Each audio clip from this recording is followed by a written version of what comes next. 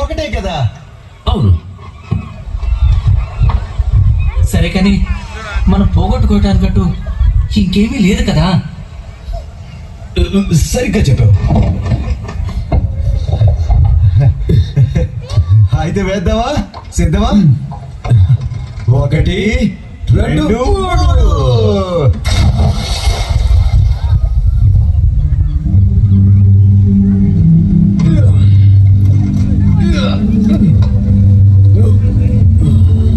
యాకోబు, ఎక్కడికి రా? ఏంటది? ఎవరైనా గిల్లండి కాస్త, నేను కలగట్టున్నానేమో. పేతురు వెంట పద. పేతురు, వచ్చి సహాయం చెయ్యి. అది యేసు.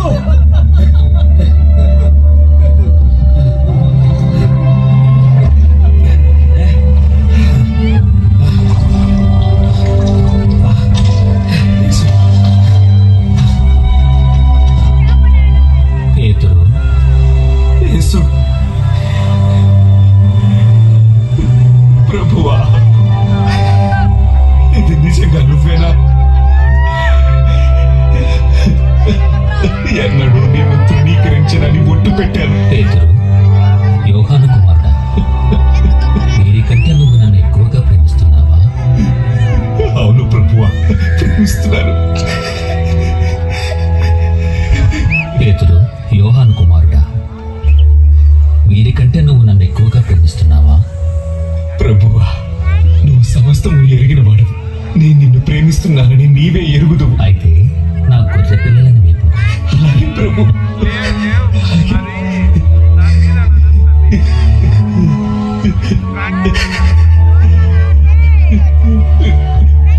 అది నిజంగా ఆయనే. ఆంధ్రే, యోహాను, నిన్ను చూడాలని ఎంతో పరితపించాను. యేసు తిరిగి లేచాడు. ఆయన సజీవుడై ఉన్నాడు. సీమోను, తోమా, మత్తయి. యేసు, నువ్వు బ్రతికి ఉన్నావా? మళ్ళీ ఎన్నడూ చూడమేమో అనుకున్నాం. ఎంతో భయపడ్డాం. నేనిక్కడ మీతో లేనా? ఓ దేవా, నీకు కృతజ్ఞతలు. యేసు, యేసు, ఇదిగో నా బహుమతి. నువ్వు నాకు చాలా ఇష్టం యేసయ్యా. యేసు, యేసు, నన్ను క్షమించు. నేను నిన్ను వదిలి పారిపోయాను. యాకోబు, నీ బలహీనతల తప్పుల నిమిత్తము సిలువపై నేను శ్రమను అనుభవించలేదా? అవును ప్రభు. భూదిగంతముల వరకు సదాకాలము నేను మీకు తోడుగా ఉంటాను.